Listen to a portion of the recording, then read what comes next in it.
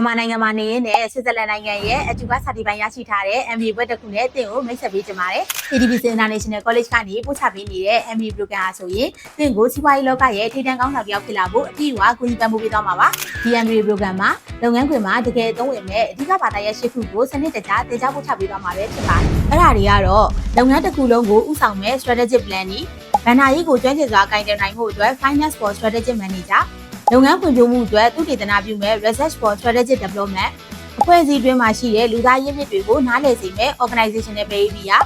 ခေါင်းဆောင်မှုစွမ်းရည်မြင့်တင်ပေးမဲ့ Personal Development for Leadership and Strategic Management နိုင်ငံတကာစီးပွားရေးအမြင်တွေကိုရရှိစေမဲ့ International Business Environment